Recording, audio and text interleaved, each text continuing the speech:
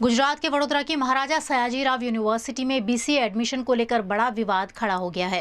MS university की science faculty में BCA प्रवेश प्रक्रिया को लेकर विवाद गहराता जा रहा है। दरअसल पिछले 3 सालों से बीसीए विभाग में 80 सीटों की स्वीकृत क्षमता होने के बावजूद करीब 240 छात्रों को एडमिशन दिया जा रहा था। साइंस फैकल्टी के डीन विपुल कलमकर ने इसे पूर्व डीन और प्रशासनिक तंत्र की बड़ी गलती बताया है। સીસીટીવીની જે વાત કરીએ તો સીસીટીવીનું ટેન્ડર આખું બનીને તૈયાર છે અને એ ટૂંક સમયમાં એ જીકાસ જેમ પોર્ટલ ઉપર એને ફ્લોટ કરવામાં આવશે અને વેકેશન દરમિયાન એ સીસીટીવીનું કામ બધું પૂર્ણ કરવામાં આવશે.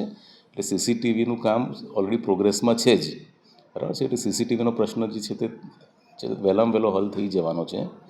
બીજી છોકરાઓની રજૂઆત હતી કે 240 એડમિશન જે આપતા હતા ગયા વર્ષ સુધીમાં એને બદલે 120 કેમ કરી નાખવામાં આવ્યા છે. એનો જવાબ એ છે કે ભાઈ આ બિલ્ડિંગ જ્યારે બન્યું ત્યારે પ્રોગ્રામની ઇન્ટેક કેપેસિટી 80 હતી અને એને ધ્યાનમાં રાખીને આખું બિલ્ડિંગ બનાવવામાં આવેલું છે. હવે 80ની ઇન્ટેક કેપેસિટીવાળા પ્રોગ્રામ માટે જે બિલ્ડિંગ બનાવવામાં આવ્યું હોય એની ઉપર over the period of time પહેલાં 120 સીટો કરીને પછી 240 સીટો કરી એ 3 ગણા ઇન્ટેક કેપેસિટી જે પ્લાન કરવામાં આવી હતી એના કરતાં 3 ગણા વિદ્યાર્થીઓને સમાવી રહ્યા છે. તો એની અંદર નેચરલી કોમ્પ્રોમાઇઝ કરવાનું છોકરાઓને થાય. એના એટલાને એટલા જ ઇન્ફ્રાસ્ટ્રક્ચરમાં 3 ગણા છોકરાઓ તમે સમાવો તો છોકરાઓને કોમ્પ્રોમાઇઝ કરવાનું આવે, એમની ફેસિલિટી મળે એની અંદર. એટલે છોકરાઓને ફેસિલિટી સારી રીતે અમે આપી શકીએ એટલા માટે જ અમે ઇન્ટેક કેપેસિટી ફરીથી 120 પર લઈ જઈ રહ્યા છીએ કે જેથી કરીને છોકરાઓની ઇન્ફ્રાસ્ટ્રક્ચર સારી રીતે આપી શકાય. કારણ કે 120 છોકરાઓથી વધારે 240 છોકરાઓની કેપેસિટી જ નથી આ બિલ્ડિંગની. 80 માટે બનાવેલું હોય એની અંદર 120 ચાલો આપણે કંઈ પણ સમાવી શકાય, પણ 240 તો શક્ય જ નથી. જે તે વખતે કોઈ કારણોસર ઇન્ટેક કેપેસિટી 240 કરી એના કારણોમાં આપણે પડવા નથી માગતા, પણ બિલ્ડિંગની કેપેસિટી નથી એટલા માટે આપણે 120 પર પાછા જઈ રહ્યા છીએ જેથી કરીને વિદ્યાર્થીઓને સારી સગવડો આપી શકાય. બરાબર છે. અને ફી વધારાની વાત એવી છે કે ભાઈ યુનિવર્સિટીમાં દર વર્ષે એક્સપેન્ડિચર જે છે એ શિક્ષકોનો પગાર વધારો થાય છે, મેન્ટેનન્સના ખર્ચા વધે છે, રેમ્યુનરેશન વધતા હોય છે, મારા નોન ટીચિંગ સ્ટાફના સેલરીઝ વધતા હોય છે. એટલે આ બધા ખર્ચાઓ જે છે એ દર વર્ષે વધી જ રહ્યા છે. Every year expenditure is increasing. જ્યારે યુનિવર્સિટી દ્વારા છેલ્લા 10-12 વર્ષોની અંદર ફી વધારો કરવામાં આવ્યો જ ન હતો. એટલે હવે યુનિવર્સિટીની અંદર એક સ્થિતિ એવી આવી ગઈ કે ભાઈ તમારી ઇન્કમ જે છે એની સામે તમારું એક્સપેન્ડિચર ઘણું વધારે થઈ ગયું છે.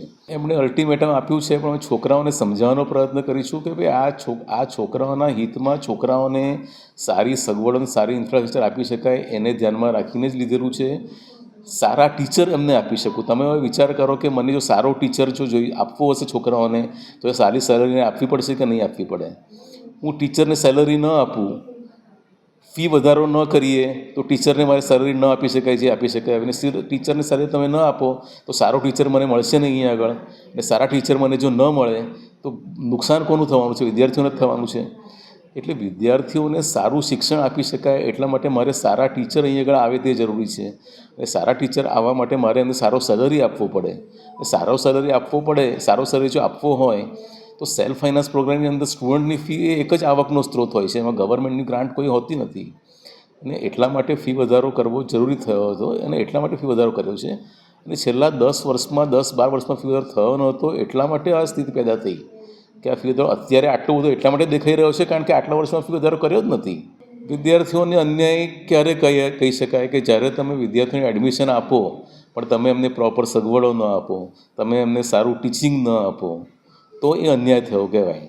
હું 120 છોકરાઓને એડમિશન આપીને 120 છોકરાઓને સારામાં સારું શિક્ષણ આપું, સારામાં સારી સગવડોને ઇન્ફ્રાસ્ટ્રક્ચર આપું તો છોકરાઓને અન્યાય કઈ રીતે કહી શકાય? એને બીજા વિદ્યાર્થીઓ એડમિશનથી વંચિત રહે એની પાછળ શું છે કે આપણે એડમિશન આપવામાં વાંધો નથી, પણ મારું જો છોકરાઓ ડબલ કરવા હોય તો ઇન્ફ્રાસ્ટ્રક્ચર ડબલ કરવું જોઈતું હતું, એ डबल કરવામાં આવ્યું નથી.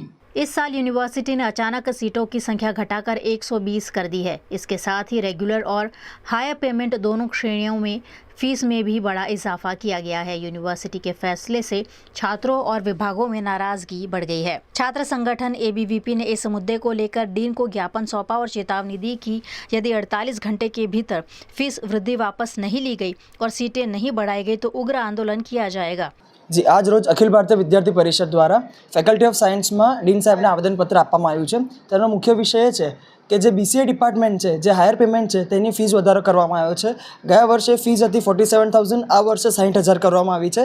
અને જે સ્પેશિયલ કેટેગરી છે તેની ફીસ હતી 1,13,000, તો આ વર્ષે 1,56,000 કરવામાં આવ્યો છે. તો આજે વિદ્યાર્થી પરિષદ દ્વારા ડીન સાહેબને રજૂઆત કરવામાં આવી છે અને 48 કલાકનો અલ્ટિમેટમ આપવામાં આવ્યો છે કે જો 48 કલાકમાં આ ફીસ વધારો પાછો ખેંચવામાં નહીં આવે તો વિદ્યાર્થી પરિષદ દ્વારા ઉગ્રમાં ઉગ્ર આંદોલન કરવામાં આવશે અને તેની સંપૂર્ણ જવાબદારી યુનિવર્સિટી તંત્રની રહેશે.